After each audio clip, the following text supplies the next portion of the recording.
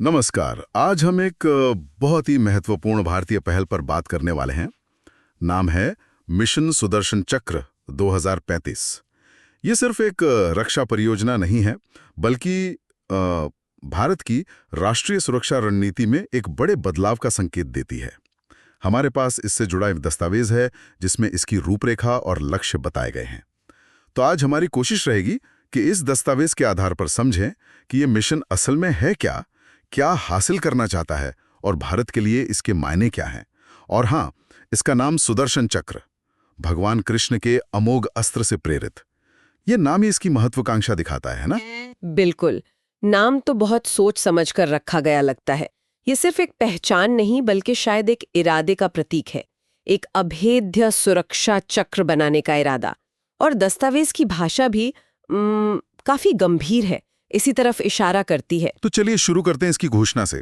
दस्तावेज में लिखा गया है कि प्रधानमंत्री मोदी ने 15 अगस्त 2025 को स्वतंत्रता दिवस के मौके पर लाल किले से इसका ऐलान किया। हाँ, 15 अगस्त 2025। समय और स्थान दोनों ही इसके राष्ट्रीय महत्व को रेखांकित करते हैं। सही कहा।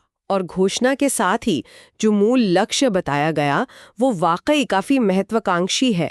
लक्ष्य है 2035 तक भारत के लिए एक बहुत उन्नत और खास तौर पर पूरी तरह से स्वदेशी तकनीक पर आधारित एक राष्ट्रीय सुरक्षा कवच यानी नेशनल सिक्योरिटी शील्ड बनाना। दस्तावेज सिर्फ सिस्टम नहीं, कवच शब्द इस्तेमाल करता है जो ज्यादा व्यापक सुरक्षा की बात करता है। ठीक है, तो इस पर थोड़ा और विस्तार से बात करते हैं। ये राष्ट्रीय सुरक्षा कवच दस्तावेज के हिसाब से इसका मकसद क्या है? ये क्या क्या करेगा? क्या ये सिर्फ मिसाइल डिफेंस है या उससे ज्यादा कुछ? नहीं, ये उससे काफी ज्यादा है। दस्तावेज में कई प्रमुख उद्देश्य बताए गए हैं। पहला तो जाहिर है भारत के महत्वपूर्ण सैन्य ठिकाने, परमाणु प्रतिष्ठान, बड़े शहर, औद्योगिक इलाके, इन सबको बाहरी हवाई खतरों से बचाना। लेकिन दिलचस्प बात यह है कि दस्तावेज में महत्वपूर्ण धार्मिक स्थलों का भी जिक्र है। अच्छा। हाँ, ये दिखाता है कि सुरक्षा की परिभाषा में सांस्कृतिक धरोहर भी शामिल है। ये एक अहम बात है। और दूसरा, एक बहुस्तरीय मतलब मल्टी लेयर्ड एयर और मिसाइल डिफेंस सिस्टम विकसित करना। इस मल्टी लेयर्ड पहलू पर दस्तावेज में काफी जोर है। मतलब अलग अलग ऊंचाई और दूरी पर खतरों को बेअसर करने की क्षमता, छोटे रॉकेट से लेकर लंबी दूरी की मिसाइलों तक। Okay, multi layered. तीसरा, आज के जमाने के खतरों से निपटना, जैसे साइबर हमले, ड्रोन झुंड, आजकल ये ड्रोन स्वॉर्म्स का बहुत जिक्र होता है, और हाइपरसोनिक हथियार जैसे नए खतरे। इन सबको भी इसके दायरे में रखा गया है। यानी भविष्य के खतरों को भी ध्यान में रखा गया है। बिल्कुल। और चौथा, जो शायद दस्तावेज का सबसे महत्वपूर्ण संदेश है, वो है रक्षा क्षेत्र में आत्मनिर्भर भारत। स्वदेशी विकास पर इतना जोर शायद ये बताता है कि रणनीतिक स्वायत्तता मतलब बाहरी निर्भरता से मुक्ति, ये तकनीकी श्रेष्ठता जितनी ही जरूरी मानी जा रही है। हाँ, ये आत्मनिर्भरता वाला पॉइंट और धार्मिक स्थलों का जिक्र, ये वाकई इसे सिर्फ एक मिलिट्री प्रोजेक्ट से कहीं ज्यादा बना देता है, एक राष्ट्रीय संकल्प जैसा लगता है। सही कहा। अच्छा, अब जरा इसकी टाइमलाइन पे आते हैं। 2025 तक का लक्ष्य है, मतलब घोषणा से ठीक 10 साल। लंबा समय है, पर शायद जरूरी भी है ऐसी जटिल चीज के लिए। क्या दस्तावेज में कोई रोड मैप या चरणों का जिक्र है कि ये काम होगा कैसे? हाँ बिल्कुल, दस्तावेज एक साफ 3 चरणीय रोड मैप बताता है। और ये समझना जरूरी है कि दस्तावेज इसे एक मैराथन के तौर पर देखता है, स्प्रिंट रेस की तरह नहीं। ठीक है, तो पहला चरण क्या है? पहला चरण 2025 से 2027 तक चलेगा। दस्तावेज इसे एक तरह से नींव रखने वाला चरण कहता है। इसमें मुख्य ध्यान तकनीकी खाका यानी ब्लूप्रिंट बनाने, डिजाइन तैयार करने और जरूरी टेक्नोलॉजी पर R&D करने पर होगा। दस्तावेज में DRDO, इसरो, BEL जैसी सरकारी संस्थाओं के साथ साथ निजी क्षेत्र और अकादमिक संस्थानों की भागीदारी का भी जिक्र है। ये चरण तय करेगा कि आगे की इमारत कितनी मजबूत होगी। मतलब इसमें बेसिक साइंस और इंजीनियरिंग चुनौतियों पर काम होगा। यानी पहले कुछ साल पूरी तरह रिसर्च, डिजाइन और स्वदेशी तकनीक बनाने पर। ये तो लॉजिकल लगता है। इसके बाद दूसरा चरण चलेगा 2028 से 2031 तक। दस्तावेज के मुताबिक इस चरण में शुरुआती रक्षा प्रणालियों का विकास, परीक्षण और तैनाती शुरू होगी, जैसे एडवांस्ड रडार सिस्टम का नेटवर्क बनाना, शुरुआती इंटरसेप्टर मिसाइलों का टेस्ट करना, ड्रोन डिफेंस तकनीक लागू करना और साइबर सुरक्षा का ढांचा खड़ा करना। अच्छा। दस्तावेज इसे एक तरह से प्रोटोटाइप से ऑपरेशनल स्टेज की तरह दिखाता है, जहां विकसित की गई तकनीकों को जमीन पर परखा जाएगा। यहां कवच की कुछ परतें काम करना शुरू कर सकती हैं, शायद कुछ चुनिंदा जगहों पर। और फिर आखिरी और निर्णायक चरण, तीसरा चरण 2032 से 2035 तक। दस्तावेज के अनुसार ये पूर्ण क्षमता हासिल करने का चरण है। लक्ष्य है एक एकीकृत, पूरे देश में फैला, पूरी तरह काम करने वाला रक्षा कवच तैयार करना, जो लगभग हर तरह के हवाई खतरे से देश के महत्वपूर्ण हिस्सों की रक्षा कर सके। दस्तावेज यहाँ इजराइल के आयरन डोम और अमेरिका के थाड जैसे सिस्टम का जिक्र तो करता है, लेकिन इस बात पर जोर देता है कि सुदर्शन चक्र इनसे अलग, अपनी तरह का और सबसे जरूरी पूरी तरह भारतीय तकनीक पर आधारित होगा। पूरी तरह भारतीय। हाँ, और इस चरण में अलग अलग सब सिस्टम्स को जोड़ना, मतलब इंटीग्रेशन, सबसे बड़ी चुनौती होगी, ऐसा लगता है दस्तावेज पढ़कर। ये चरणबद्ध योजना महत्वाकांक्षी तो है, पर यथार्थवादी भी लगती है, खासकर स्वदेशी विकास के लक्ष्य को देखते हुए। साफ है कि ये कोई एक झटके में होने वाली चीज नहीं, बल्कि लगातार विकास और इंटीग्रेशन की प्रक्रिया होगी। अच्छा, अब यहाँ बात वाकई दिलचस्प हो जाती है। जब हम इतने एडवांस्ड कवच की बात कर रहे हैं, तो दस्तावेज इसकी तकनीकी क्षमताओं, इसकी खासियतों के बारे में क्या बताता है? ये सिर्फ मिसाइल गिराएगा या कुछ और भी? दस्तावेज इसकी कई प्रमुख तकनीकी विशेषताओं का जिक्र करता है, जो इसे वाकई अगली पीढ़ी का सिस्टम बनाने का इरादा रखती हैं। पहली और सबसे मुख्य है मल्टीलेयर डिफेंस। वो जो आपने पहले बताया। हाँ, दस्तावेज इस पर और विस्तार से बताता है कि कैसे अलग अलग रेंज और ऊंचाई के लिए अलग अलग इंटरसेप्टर सिस्टम होंगे। एंडो एटमॉस्फेरिक मतलब वायुमंडल के अंदर, और एक्सो एटमॉस्फेरिक यानी वायुमंडल के बाहर, दोनों तरह के खतरों को भेदने की क्षमता। मतलब दुश्मन के हथियार को उसके रास्ते में कई जगह रोकने की कोशिश होगी, जिससे सफलता की संभावना बढ़े। यानी सुरक्षा की कई दीवारें, एक के पीछे एक। अच्छा, और इन आने वाले खतरों का पता कैसे चलेगा और ये एक्शन कैसे होगा? यहाँ टेक्नोलॉजी को क्या रोल है? हाँ, यहाँ आकर्षक बात यह है कि दस्तावेज उन्नत रडार सिस्टम्स के एक बड़े नेटवर्क की बात करता है। ग्राउंड बेस्ड, एयरबॉर्न, शायद स्पेस बेस्ड सेंसर्स भी हों, जो लगातार निगरानी रखेंगे। ओके। लेकिन जो बात इसे खास बनाती है और जिस पर दस्तावेज काफी जोर देता है, वो है आर्टिफिशियल इंटेलिजेंस, मतलब एआई पर आधारित कमांड और कंट्रोल सिस्टम। एआई? हाँ, एआई।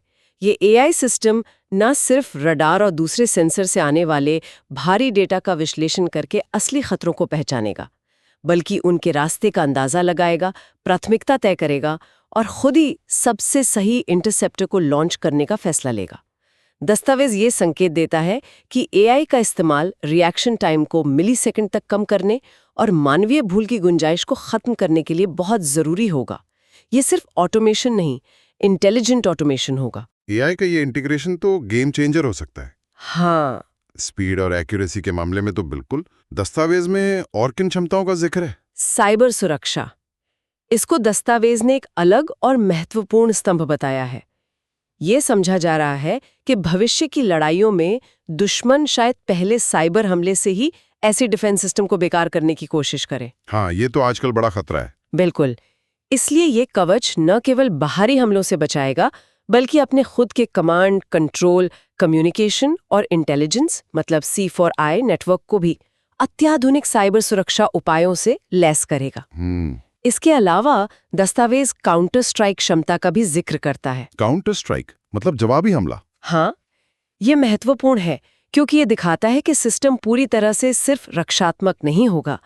हालांकि दस्तावेज इसके विवरण में नहीं जाता, पर यह संकेत मिलता है कि अगर जरूरत पड़ी तो ये सिस्टम दुश्मन के लॉन्च प्लेटफॉर्म या कमांड सेंटर के खिलाफ जवाबी कार्रवाई शुरू करने में भी भूमिका निभा सकता है। तो ये सिर्फ एक ढाल नहीं है, ये एक स्मार्ट, मल्टी लेयर्ड, साइबर सुरक्षित ढाल है जिसमें जरूरत पड़ने पर पलटवार करने की ताकत भी होगी। ये तो वाकई एक पूरी सुरक्षा व्यवस्था की तरह लगता है। हाँ, बिल्कुल। अच्छा, अब अगर हम इसे दुनिया के बाकी सिस्टम से देखें, तो दस्तावेज इस भारतीय प्रणाली की तुलना कैसे करता है? हाँ, जैसा आपने पहले इशारा किया था, दस्तावेज में इजराइल के आयरन डोम और अमेरिका के थाड सिस्टम का जिक्र आता है। ये शायद तुलना के लिए सबसे जाने पहचाने नाम हैं। हाँ, आयरन डोम और थाड। आयरन डोम कम दूरी के रॉकेट्स वगैरह के खिलाफ असरदार माना जाता है, जबकि थार्ड ऊंचाई पर बैलिस्टिक मिसाइलों को मार गिराने में माहिर है।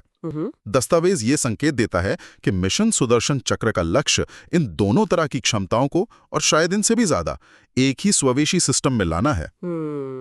ये ना सिर्फ इन दोनों की क्षमताओं को मिलाने की कोशिश है, बल्कि शायद उन कमियों को भी दूर करने की कोशिश है जो इन सिस्टम्स में वक्त के साथ पता चली हैं। तो ये प्रेरणा लेता है पर नफा नहीं करता।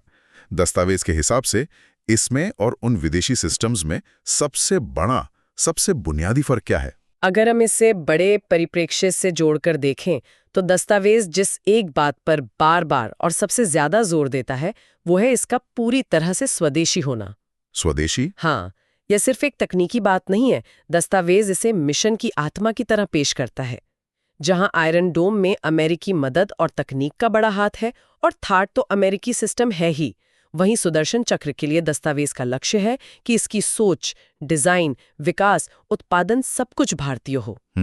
दस्तावेज इसे भारत की तकनीकी संप्रभुता और रणनीतिक स्वायत्तता का प्रतीक मानता है। यह आत्मनिर्भर भारत का शायद सबसे महत्वाकांक्षी उदाहरण बनने जा रहा है। स्वदेशी विकास पर यह जोर वाकई से बहुत अलग बना देता है। यह सिर्फ टेक्नोलॉजी खरीदने के बजाय उसे यहीं बनाने और उसका मालिक बनने की बात है। तो इन सब का मतलब क्या है? दस्तावेज के आधार पर इस मिशन का भारत के लिए कुल मिलाकर महत्व क्या है? दस्तावेज के महत्व को कई स्तरों पर बताता है। पहला और सबसे सीधा है राष्ट्रीय सुरक्षा में जबरदस्त इजाफा। दस्तावेज का लक्ष्य है कि 2035 तक भारत के प्रमुख शहरों, औद्योगिक केंद्रों, सैन्य ठिकानों वगैरह को बाहरी हवाई हमलों और मिसाइल खतरों से लगभग पूरी सुरक्षा देना। ये लगभग पूरी शब्द अहम है, जो शायद यथार्थवाद दिखाता है, पर लक्ष्य 100% के करीब है। ठीक है, राष्ट्रीय सुरक्षा। और दूसरा, दुनिया में भारत की स्थिति। दस्तावेज इसे एक ऐसी परियोजना के रूप में देखता है जो सफल होने पर भारत को दुनिया के उन गिने चुने देशों में शामिल कर देगी जिनके पास ऐसी एडवांस्ड स्वदेशी रक्षा तकनीक है। ये भारत की निवारक क्षमता, मतलब डेटरेंस कैपेबिलिटी को बढ़ाएगा और उसकी रणनीतिक आजादी को मजबूत करेगा। और तीसरा, और ये भी बहुत महत्वपूर्ण है, इसका आर्थिक और तकनीकी असर। दस्तावेज साफ करता है कि ये मिशन सिर्फ रक्षा मंत्रालय या DRDO का प्रोजेक्ट नहीं है। ये एक राष्ट्रीय प्रयास होगा जिसमें बड़े पैमाने पर घरेलू उद्योग, खासकर निजी क्षेत्र, स्टार्टअप्स और एकेडमिक संस्थान शामिल होंगे। अच्छा। इससे aerospace, advanced materials, AI, electronics, cyber security जैसे क्षेत्रों में भारी निवेश आएगा। हजारों हाई स्किल नौकरियां पैदा होंगी और तकनीकी इनोवेशन का एक नया इकोसिस्टम बनेगा। दस्तावेज इसे भारत के औद्योगिक और तकनीकी विकास के लिए एक उत्प्रेरक, एक कैटलिस्ट के रूप में देखता है। तो संक्षेप में कहें तो दस्तावेज मिशन सुदर्शन चक्र 2035 को सिर्फ एक डिफेंस सिस्टम नहीं मानता है, बल्कि भारत के लिए एक रणनीतिक जरूरत, तकनीकी आत्मनिर्भरता का ऐलान और भविष्य के आर्थिक विकास का इंजन मानता है। ये एक चरणबद्ध, लंबी अवधि की और पूरी तरह से स्वदेशी महत्वाकांक्षा है। बिल्कुल सही कहा आपने। ये मिशन, जैसा कि दस्तावेज में बताया गया है, न केवल भारत के भविष्य के खतरों से भारत की रक्षा करने का वादा करता है, बल्कि ये भारत के आत्मविश्वास, उसकी वैज्ञानिक और तकनीकी क्षमता और 21वीं सदी में एक प्रमुख वैश्विक शक्ति बनने की उसकी इच्छा का भी प्रतीक है। इसकी सफलता या विफलता के दूरगामी परिणाम होंगे, ये दस्तावेज से साफ है। निश्चित रूप से ये एक ऐसी कहानी है जो अगले दशक में हमारे सामने खुलेगी और जिस पर यकीनन दुनिया भर की नजरें होंगी। चलिए इस गहन चर्चा को यहीं रोकते हैं, लेकिन जैसा कि हमारी परंपरा है, श्रोताओं के लिए एक सोचने वाला सवाल छोड़ जाते हैं जो सीधे हमारे स्रोत दस्तावेज और आज की बातचीत से निकलता है। दस्तावेज में स्वदेशी विकास और आत्मनिर्भरता पर इतना जोर है, जो अच्छी बात है, पर क्या इसी स्वदेशी अनिवार्यता की वजह से इस 10 साल लंबे जटिल तकनीकी लक्ष्य को पाने के रास्ते में कुछ ऐसी अनदेखी चुनौतियां या अप्रत्याशित समझौते, मतलब ट्रेड ऑफ्स, सामने आ सकते हैं, जैसे शायद गति बनाम आत्मनिर्भरता या लागत बनाम क्षमता, जिनके बारे में दस्तावेज सीधे तौर पर बात नहीं करता, लेकिन जिनका अंदेशा इस महत्वाकांक्षी योजना में छुपा हो सकता है। सोचने के लिए एक महत्वपूर्ण बिंदु है ये।